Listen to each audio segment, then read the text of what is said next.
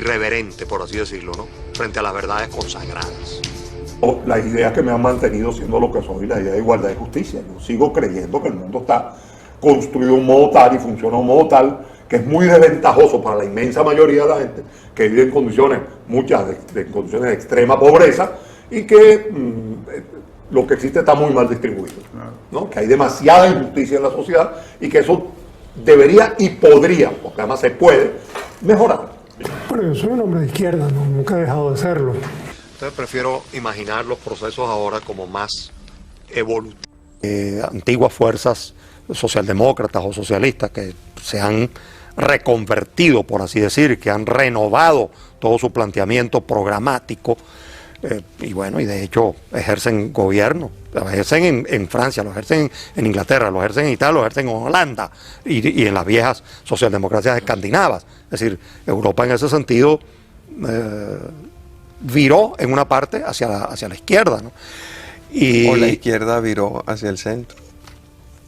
Puedes también decirlo así, porque en el lenguaje de Tony Blair pues es una proposición de centro-izquierda. Bueno, ok, pero lo que me importa no es tanto la ubicación topográfica del asunto, lo que me importa es la posibilidad de darle vida a una proposición que vincule una visión moderna de la economía, de la necesidad de modernizar el conjunto institucional venezolano, acompañando a la necesidad de rescatar los viejos valores de solidaridad, justicia y libertad. El MAS hubiera podido jugar ese rol, porque nosotros de alguna manera fuimos eso, una fuerza innovadora en el sentido de propiciar o proponer un camino socialista y democrático. Tú sabes que el MAS es un movimiento muy matizado internamente, ¿no? Y además significó un importante esfuerzo de renovación política e intelectual en el país, al margen de su dimensión. Exacto. Yo creo que dio contribuciones bien importantes a la renovación de la vida política. Fenómenos como el de la descentralización, por ejemplo, son inseparables de la historia del MAS. El replanteamiento de un camino democrático para la izquierda forma parte de un logro fundamental de ese partido.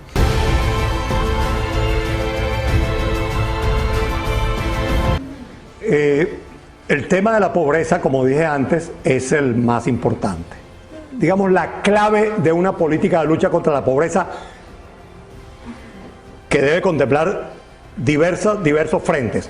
En el frente económico, first of all, en el frente económico, una política de creación de empleo, identificar aquellos sectores de nuestra economía donde es más rentable, por así decir, desde el punto de vista de creación de empleo, la inversión, es decir, qué sectores queremos desarrollar básicamente, lo cual significa entender, entre otras cosas, el petróleo no solo como extracción de crudo, sino como materia prima para la industrialización de la industria, hacer del aluminio, que somos el 7º productor mundial, desarrollar la industria del aluminio, no solo el aluminio crudo, es decir, estimular la inversión en estas áreas donde somos comparativamente muy ventajosos, como en el caso del acero, porque tenemos el hierro y también la infraestructura de producción de acero, pero además hay otras áreas, menciono una, la turística, que para Venezuela sería una bendición desarrollar una verdadera industria turística que sería capaz de proporcionar una inversión muy crecida para el país,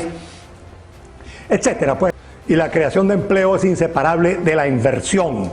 Por lo tanto, eso necesita un clima político y económico favorable a la inversión. Y significa entender lo que, por cierto, los chinos, pero a la manera salvaje, entendieron al cabo de tantos años, que o se apoyan en la iniciativa privada o no hay manera de hacer de la inversión una palanca de crecimiento económico, porque la inversión del Estado no es suficiente. De manera que necesitas una política que sea capaz de estimular la inversión privada, entender el rol.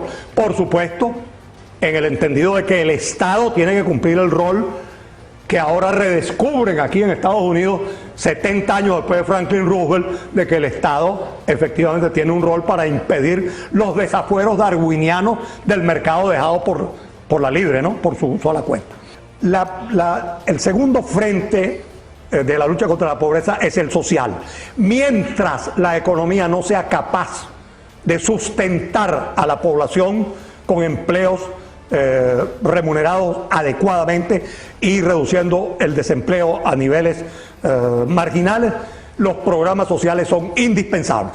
Entonces, el plano social necesita una programación social que atienda, por supuesto, a las partes más vulnerables de la sociedad, les garantice poder atender sus necesidades mínimas y, por cierto, programas sociales instrumentados de modo que no impliquen simplemente la dádiva, sino en la remuneración de una contrapartida. Es decir, recibes un estipendio para que aprendas a leer, o para que termines el bachillerato, o para que aprendas un oficio, en fin, programas sociales. Luego tienes un tercer frente, la educación y la cultura. Hay un problema grandísimo asociado a la pobreza, que es la vulnerabilidad y la debilidad cultural y educacional de los pobres. Entonces es absolutamente necesario en este frente elevar los niveles del sistema educativo venezolano, elevar la calidad. No hay un fenómeno más perverso que golpee más duro a los pobres que la inflación. Entonces yo no encuentro que haya nada con un sentido popular, con un sesgo social más profundo que tumbar la inflación en Venezuela. Yo no soy partidario del establecimiento de un control de cambio, es porque una de sus vulnerabilidades es que desata o favorece casos de corrupción y de enriquecimiento de algunos sectores a expensas de los demás, totalmente intolerable. Sí. Cuando yo hablo, por ejemplo, de privatizaciones, estoy pensando en la necesidad de cambiar las actuales relaciones de producción para permitir que las fuerzas productivas de la sociedad se desarrollen. Y las fuerzas productivas en el estadio actual de desarrollo de la vida venezolana son las fuerzas del capitalismo. Si eso coincide por alguna crítica puntual del neoliberalismo, pues lo único que demuestra es que la verdad no tiene un solo dueño, sino que se puede encontrar dispersa en varios sitios. Para mí, por ejemplo, yo ni soy neoliberal, ni lo que estoy diciendo que es bueno que sea bueno para este país está hecho desde la perspectiva neoliberal. Todo el esfuerzo por reconstruir el Estado venezolano está hecho desde la perspectiva de un Estado musculoso, no un Estado débil, no un Estado prescindente, no la utopía liberal de un Estado que no se ocupe sino de la policía y de los tribunales, o de las cárceles, o de la defensa nacional. Todo lo contrario, necesita un Estado que le lime las aristas más cortantes, que la regule, que la controle, que impida que la embride.